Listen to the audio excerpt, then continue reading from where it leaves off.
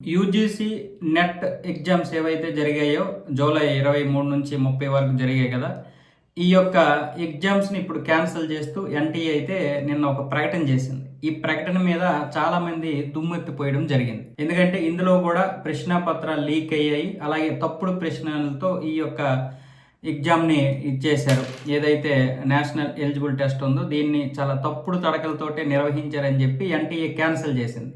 దీనికి రాహుల్ గాంధీ గారు ఏమొచ్చేసి ఈ యొక్క పరీక్ష ఎప్పుడు లీక్ అయింది, ఎగ్జామ్ అయిపోయిన తర్వాత లీక్ అయిందా లేక ముందే లీక్ అయ్యిందా అని చెప్పి ఎన్టీఏని ఆయన ప్రశ్నించారు. దానికి ఇప్పటి వరకు ఎన్టీఏ సమాధానం అయితే చెప్పలేదు. చూసారా మోదీజీ, మీ ఎన్టీఏ ఎలాంటి నిర్వాహకం చేస్తుందో. ఇలాంటి నిర్వాహకం చేసేదేమో తప్పులు వీళ్ళు, ఆ శిక్షలు అనుభవిస్తున్నది ఏమొచ్చేసి విద్యార్థులు అని చెప్పి రాహుల్ గాంధీ నిన్న విమర్శించడం జరిగింది. అలా ఈ రోజు కూడా నరేంద్ర మోదీని మేము డిమాండ్ చేస్తున్నాం, దీనికి బాధ్యత వహించాల్సిందే. ధర్మేంద్ర ప్రధాన్ ఈ నీట్ పేపర్ లీక్ ఏదైతుందో దానికి రాజీనామా చేయడం అనేది అది మొదటి తప్పు అంతే, అది చివరిదేమీ కాదు.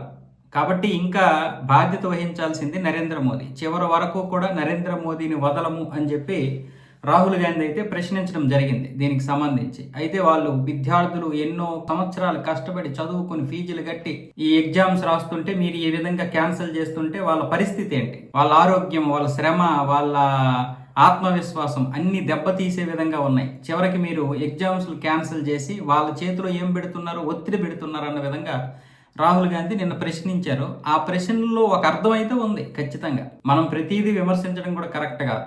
ఆయన ఏ ఉద్దేశంతో ప్రభుత్వాన్ని విమర్శించారు పక్కన పెడితే, ఖచ్చితంగా ఈ విమర్శలకైతే ఎన్టీఏ కావచ్చు లేకపోతే కేంద్ర ప్రభుత్వం కావచ్చు ఖచ్చితంగా సరైనటువంటి అవగాహన అలాగే సరైనటువంటి బాధ్యత వహించాల్సినటువంటి పరిస్థితి అయితే ఉంది. ఎందుకంటే విద్యార్థులు ఆ విధంగా కష్టపడి రాసిన తర్వాత క్యాన్సిల్ చేయడం అనేది ఒక విధంగా మంచిది కాదు. అయితే పేపర్ లీక్ అయ్యింది, ఇటు ప్రశ్న పత్రాల్లో కూడా ఏదైతే ఇందులో కూడా యూజీసీ నెట్లో కూడా ఇదే విధంగా జరిగింది అంటే మరి ఎన్టీఏ ఏం చేస్తున్నట్లు? కంప్యూటర్ విధానంలో కూడా ఇలాంటి దారుణమైనటువంటి పరిస్థితులు జరిగితే మరి ఈ విద్యా వ్యవస్థలో నిజంగానే పారదర్శకత ఉందా అనేది ఆలోచించాల్సినటువంటి అవసరం మనపై కూడా ఉంది. ఖచ్చితంగా మనం దీని మీద ప్రశ్నించాలి.